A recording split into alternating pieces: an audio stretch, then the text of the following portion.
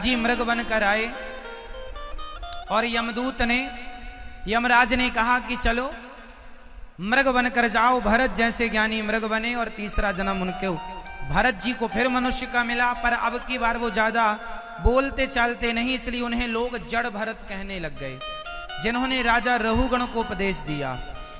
अच्छा ये बताओ, जब आदमी मरता है तो मरने के बाद क्या होता है, पता है आप लोगों को? नहीं सुनना चाहोगे? आप पाप करके आए हैं कि पुण्य करके आए हैं, सुनना चाहोगे? आप अगले जन्म में क्या जाओ बन के जाओगे, सुनना चाहोगे? तो सुनो, शास्त्र जो कहते हैं वो ये दास समझाएगा आपको।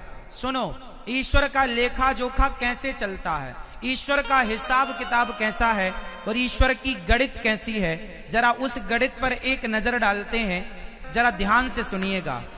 जब हमारी मृत्यु होती है तो सबसे पहले हमें यमदूत पकड़कर ले जाते हैं और हम सबसे पहले यमपुरी जाते हैं।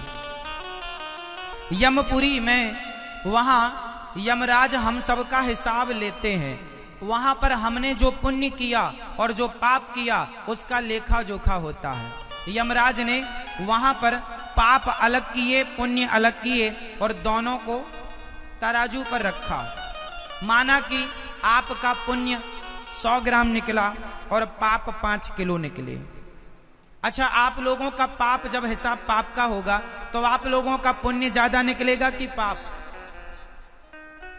मैया क्या ज्यादा निकलेगा? कितने किलो निकलेंगे पाप? मैया कितना कह रही हो मेरी माँ? मैया, ओ मैया, कितने किलो पाप निकलेंगे आपके?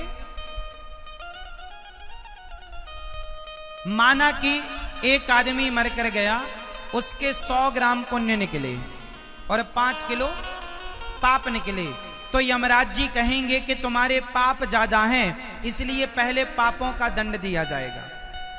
तो जो 5 किलो पाप आपने किए या 10 किलो किए या जो भी, उन जो चीज ज्यादा होगी पहले वो दिया जाएगा। आप कहते हो ना कि हमने तो पाप किया था पर पुण्य भी किया। हाँ, तो पाप का दंड भी मिलेगा, पुण्य का फल भी मिलेगा। वहां अलग हो गए ना दोनों, पाप अलग हो गए। जैसे सुनार जब सोने को भट्टी पर डालता है तो सोना अलग हो जाता है और मिली हुई धातुएं अलग अलग हो जाती हैं, हाँ या ना? उसी तरह पाप अलग पुण्य अलग।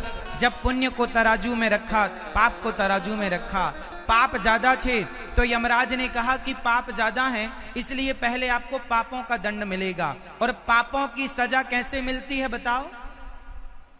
यमराज पापों का दंड कैसे देते हैं? कैसे?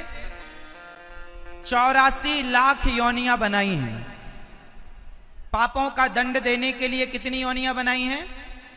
जोर से मैया, ओ पंचायती मैया, ओ मेरी मां, सुनो,